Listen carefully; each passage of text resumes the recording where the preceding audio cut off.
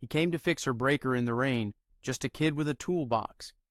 She was too old for him, too alone, too close when she whispered, "You came."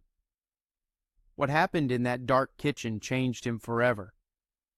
The rain was relentless that evening, hammering the roof of my beat-up hatchback as I pulled into the gravel lot of the Sycamore Grove Apartments. It was a low, sprawling complex on the edge of Millhaven, a small town nestled in the shadow of the Blue Ridge Mountains. The kind of place where people minded their own business, but you could feel the weight of their lives through the thin walls. I was 23, still figuring out what I wanted from life, scraping by as a part-time electrician's apprentice while taking night classes at the community college. My name's Ethan Warwick, and that night I was just trying to make it through a side job to cover next month's rent. The call had come in late, around 8, from a woman named Lila Hensley. Her voice on the phone was low, almost hesitant, like she wasn't sure she should be asking for help. A blown fuse in her apartment, she'd said, and the landlord wasn't picking up. Could I come by? I wasn't exactly thrilled. Friday nights were for unwinding, maybe grabbing a beer with my buddy Nate at the Copper Kettle on Vance Street, but the extra cash was hard to turn down. So I grabbed my toolbox, threw on my jacket, and drove through the storm to her place. The Sycamore Grove was a maze of faded brick buildings, each with a flickering porch light that did little to cut through the downpour. Apartment 4C was on the second floor, tucked at the end of a concrete walkway. I knocked, my boots squelching against the wet mat, and waited. The door opened slowly, and there she was, Lila Hensley, standing in the dim glow of a battery-powered lantern she'd set on the counter behind her. She was older than me, probably in her late 30s, though her face had that kind of timeless quality that made it hard to pin down. Her dark hair was pulled back loosely, a few strands framing her face, and her eyes, sharp, almost too sharp, locked onto mine like she was sizing me up. "You're the electrician," she asked, her voice carrying the same low tone I'd heard on the phone. "Apprentice, technically," I said, shifting my toolbox to my other hand. "Ethan, you must be Lila." She nodded, stepping aside to let me in. "Come in, it's dark." I stepped into the apartment, the air cool and faintly scented with something like lavender and old wood. The place was small but tidy, with a lived-in warmth. Books stacked on a coffee table, a quilt draped over the couch, a few framed photos on a shelf. The power was out, no question, and the only light came from that lantern and a faint glow from the streetlights filtering through the blinds. I set my toolbox down by the door and glanced at her. "Fuse box?" I asked. "In the kitchen," she said, pointing toward a narrow hallway. "I think it's the whole circuit. Nothing's working." I followed her, my boots leaving faint wet prints on the hardwood. The kitchen was cramped, with a small table pushed against one wall and a sink piled with a couple of dishes. She stood by the counter, arms crossed, watching me as I opened the panel. Her presence was heavy, somehow, not in a bad way, but like she filled the room more than her frame suggested. I flipped on my flashlight, trying to focus on the wiring, but I could feel her eyes on me, steady and quiet. "Bad night for this," I said, mostly to break the silence. "Storm's knocking out half the town." She didn't respond right away. When she did, her voice was softer. "Yeah, it's been one of those nights." I glanced at her, catching the way her lips pressed together, like she was holding something back.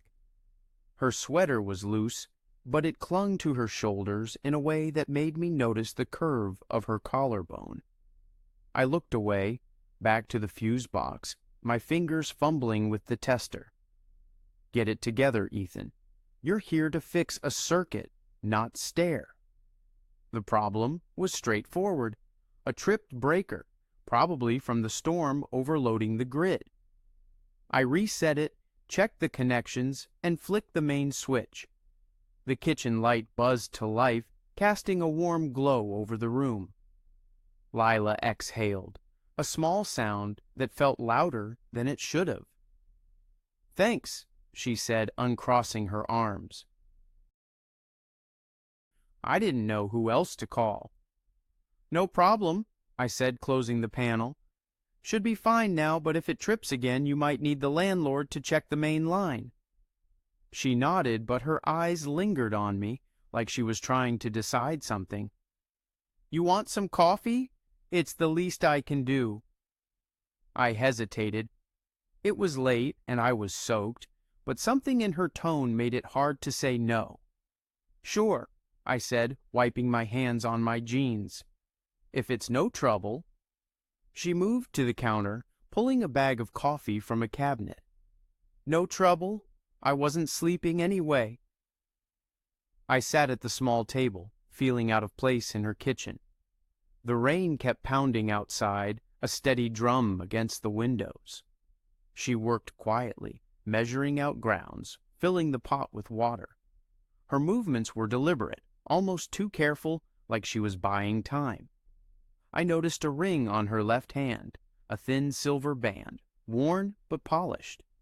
Married? Widowed? I didn't ask. None of my business. "So," she said, not turning around, "you do this a lot? Fix things for strangers in the middle of the night?" I laughed, a little too loud. "Not usually. Most people don't call me directly. I'm just the guy who shows up when the real electrician's too busy." She glanced over her shoulder, a faint smile tugging at her lips. "Lucky me, then." The coffee maker gurgled, filling the silence. I studied the room, trying to piece together who she was. No kids' toys, no men's boots by the door. Just her, alone in this small apartment, with a stack of art magazines on the counter and a single mug drying by the sink. The kind of details that made you wonder about someone's life without asking. She poured 2 cups, handing me one, before leaning against the counter. "You live around here?" she asked. "Few miles out near the old quarry," I said, wrapping my hands around the mug. "Renting a place with a friend. It's temporary."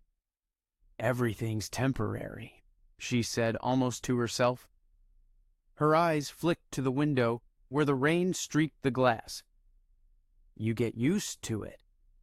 There was a weight to her words, something I couldn't quite grasp. I sipped the coffee, scalding my tongue, but pretending it didn't hurt. "You been here long? In Mill Haven?" "5 years," she said. "Moved here after things changed." She didn't elaborate, and I didn't push. Her voice had a way of trailing off, like she was used to keeping things close.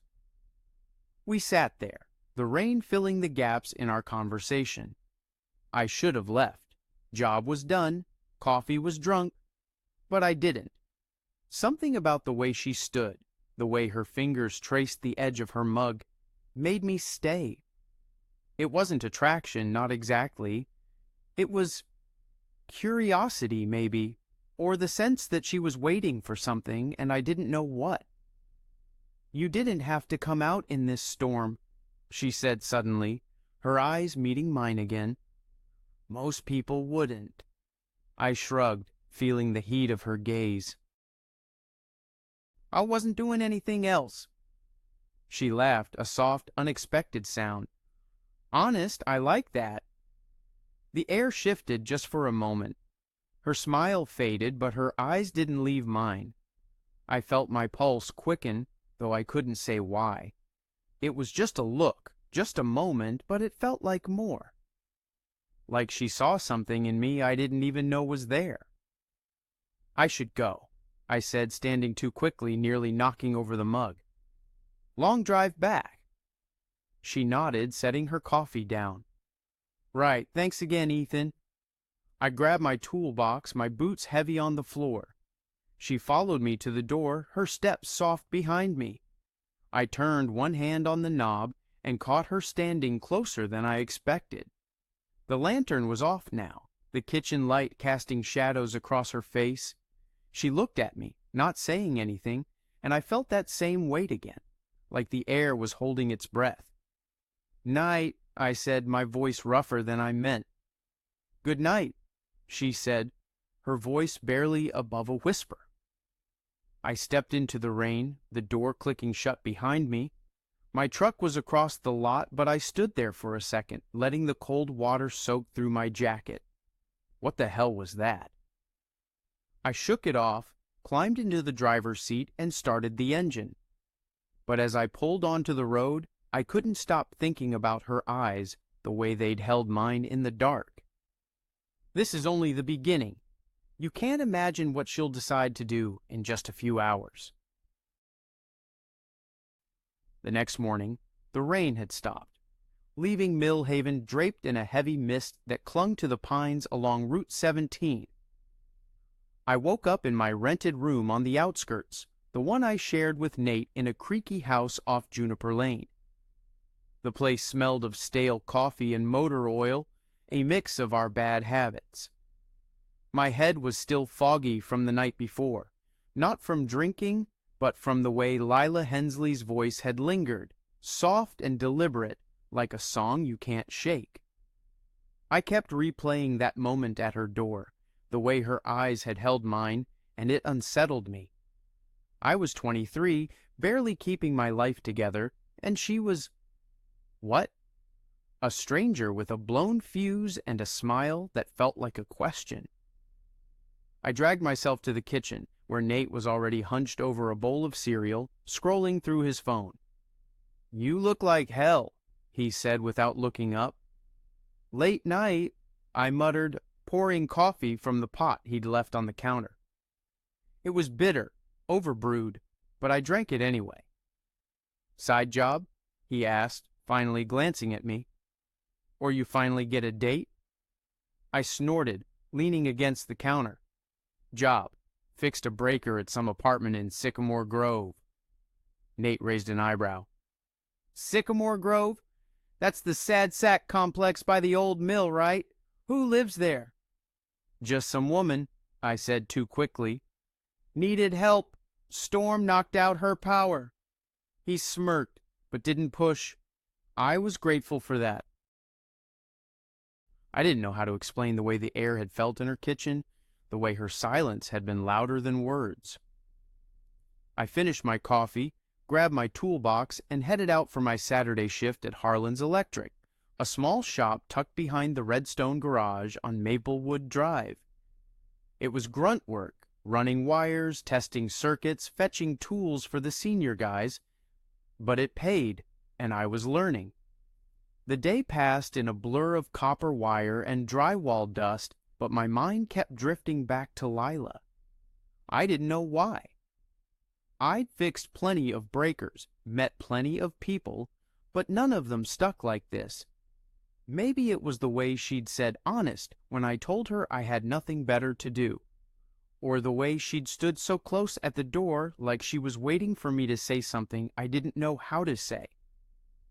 Around 6, my phone buzzed with a text from an unknown number. "Ethan, it's Lila Hensley. Breaker tripped again. Can you come by?" My stomach did a weird flip, like I was a kid caught doing something I shouldn't. I stared at the screen, my thumb hovering over the reply. It was probably nothing, just a faulty circuit. But the idea of going back to her apartment felt like stepping into something I couldn't quite name. "Be there in 30, I texted back, grabbing my keys before I could overthink it. The Sycamore Grove looked different in the fading daylight, less desolate, but still quiet, like the whole place was holding its breath. I parked near the same gravel lot, my boots crunching as I made my way to 4C. The air was cool, smelling of wet earth and pine. I knocked, and the door opened faster this time. Lila stood there, wearing a loose gray sweater and jeans, her hair down now, framing her face in soft waves. She looked tired, but her eyes were sharp again, like they could see right through me. "You came," she said, her voice quieter than I expected. She stepped aside, letting me in. "Wasn't far," I said, setting my toolbox down. The apartment looked the same, but the lantern was back on the counter, casting a warm glow. The power was out again, the kitchen dark except for that soft light. "It went out an hour ago," she said, leading me to the fuse box. "I tried resetting it myself, but nothing." I nodded, pulling out my flashlight. Her presence was closer this time, her shoulder brushing mine as she stood nearby, watching. I could smell that lavender again, mixed with something warmer, like her skin. "Focus, Ethan." I opened the panel, checking the breaker. It was tripped, same as last night, but the connections looked fine. I reset it, waited, and flicked the switch. The lights flickered, but held. "Should be good," I said, stepping back. "Might be a bigger issue with the building's wiring. You should get the landlord to check it." She sighed, crossing her arms. "Landlord's useless. Been leaving voicemails for weeks." I glanced at her, noticing the way her jaw tightened. "That bad?" She shrugged, but her eyes gave her away. Frustration, maybe something deeper. "It's fine. I'll figure it out." I should have left then. Job done, same as last night. But she was looking at me again, that same heavy gaze, and I felt rooted to the spot. "You sure?" I asked, my voice sounding stupidly soft. "I can take a look at the main line outside, if you want. No charge." Her lips parted like she was surprised, then she shook her head. "You don't have to do that. You've already done enough." "It's no trouble," I said, echoing her words from last night. I don't know why I said it. I didn't need to stay.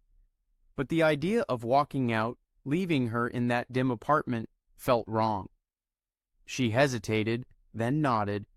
"Okay, if you're sure." We went outside, the mist curling around us as we walked to the utility box behind the building. It was tucked under a rusted awning, the kind of setup that screamed neglect. I pried it open, checking the main lines with my tester. Lila stood a few feet away, her arms wrapped around herself against the chill. The silence between us wasn't awkward, but it was charged, like the air before a storm. "Looks like a loose connection," I said, tightening a wire. "Should hold for now, but this whole system's a mess. Tell your landlord to get it inspected." She laughed, a dry sound. "I'll add it to the list." I closed the box, wiping my hands on my jeans. The mist had settled on her hair, tiny droplets catching the light from a nearby street lamp. She looked beautiful in a way that hit me harder than it should have. Not like the girls I knew from college, all confidence and loud laughter. Lila was quieter, more real, like she carried something heavy but wore it lightly. "You didn't have to do this," she said, her voice low. "Come out here again, I mean." I shrugged, avoiding her eyes. "It's my job." "Is it?" she asked, and there was something in her tone, teasing, but not quite, like she knew I wasn't here just for the breaker. I didn't answer, just picked up my toolbox and started back toward her apartment. She followed, her steps soft on the wet concrete. Inside, the kitchen light was steady now, but she didn't turn on any others. The lantern was still on, casting shadows across her face. She leaned against the counter, watching me pack up my tools. "You want to stay for a bit?" she asked, so casually it caught me off guard. "I've got tea, if coffee's not your thing." I looked at her, my pulse doing that thing again. She was older than me, probably close to 40, though she didn't look it. There was a ring on her finger, but no one else in the apartment. No pictures of a husband, no signs of anyone else. Just her and me, and this quiet that felt too big for the room. "I should probably go," I said, but my feet didn't move. She nodded like she expected that, but her eyes didn't let go.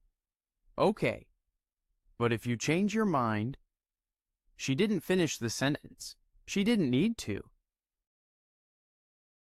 Yeah, I felt it, the pull of it, like a current I didn't know how to swim against. I grabbed my toolbox, muttered a goodbye, and stepped into the hall.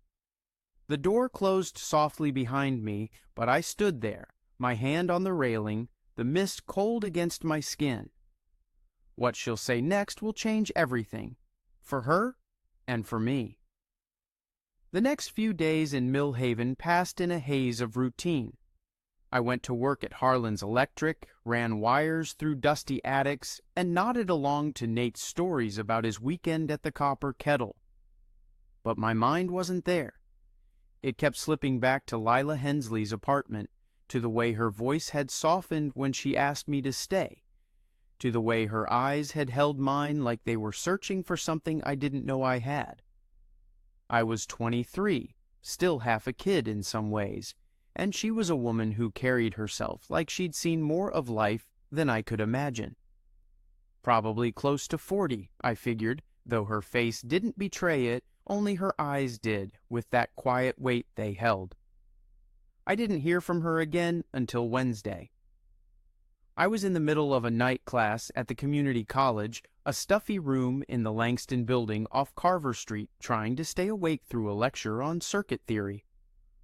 My phone buzzed in my pocket, and I slipped it out, expecting a text from Nate about grabbing food after. Instead, it was her. "Ethan, it's Lila. Power's out again. Can you come by?" My heart kicked up, too fast, like I'd been caught doing something wrong. I stared at the screen, the professor's voice fading into static. It wasn't just the breaker. I knew that, even if I didn't want to admit it. "On my way," I texted back, grabbing my bag and slipping out of class early. The night air was crisp as I drove across town, the lights of Millhaven blurring past. The Sycamore Grove apartments loomed ahead, their faded brick walls glowing faintly under the streetlights. I parked, my toolbox heavier in my hand than it should have been, and climbed the stairs to 4C. My knock was softer this time, almost hesitant. The door opened, and there she was. Lila stood in the doorway, her hair loose, wearing a dark green sweater that clung to her shoulders. The lantern was on the counter again, its glow casting her face in soft shadows. "You came," she said, her voice so quiet it barely carried over the hum of the night. "Third time's the charm, right?" I said, trying to keep it light, but my throat felt tight. I stepped inside, the familiar scent of lavender and wood hitting me. The apartment was darker than before, the power out completely this time, and the silence felt heavier, like it was waiting for something to break it. "Same problem?" I asked, setting my toolbox down. She nodded, pointing toward the kitchen. "It went out right after I got home. I didn't even touch anything." I followed her, my flashlight cutting through the dark. The fuse box was where I'd left it, and I went through the motions, checking the breaker, testing the lines. It was tripped again, no surprise, but the connections looked fine. I reset it, and the kitchen light flickered on, weak but steady. "This is getting old," I said, closing the panel. "You need a real electrician, not an apprentice, or a landlord who gives a damn." She leaned against the counter, her arms crossed. "I'll take what I can get," she said, and there was that smile again, faint but sharp, like she was testing me. I wiped my hands on my jeans, trying to ignore the way her gaze made my skin prickle. "I can check the outside box again, but it's probably the same issue. This place needs a full rewiring." "You don't have to keep coming back," she said, her voice softer now. I know it's a hassle." "It's not," I said too quickly. I caught myself, looked away. "I mean, it's my job."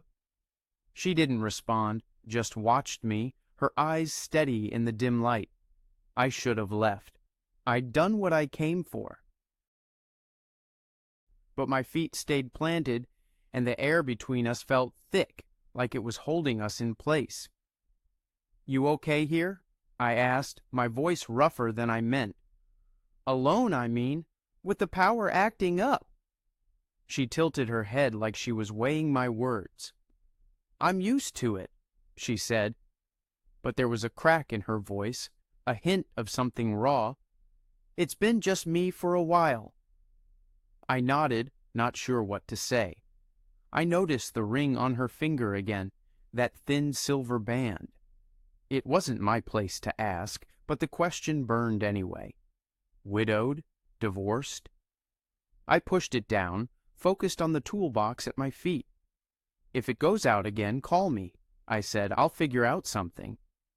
"You're too kind, Ethan," she said, and the way she said my name made my chest tighten. "Most people wouldn't bother." I shrugged, picking up my toolbox. "I'm not most people." She laughed, a soft, genuine sound that caught me off guard. "No, you're not." The air shifted again, heavier this time. She stepped closer, just a half step, but it was enough to make the space between us feel smaller. I could see the lines around her eyes, the faint freckles across her nose, the way her lips parted like she wanted to say something but didn't know how. I felt it too, that pull, that thing I couldn't name. It wasn't right. She was older, probably carrying a past I couldn't touch, and I was just a kid with a toolbox, barely scraping by. I should go, I said, but my voice was barely above a whisper. "You keep saying that," she said, her eyes locked on mine, "but you keep coming back." I swallowed, my throat dry. "You keep calling." She didn't smile this time. She just looked at me, her gaze steady, like she was seeing something I didn't want her to see.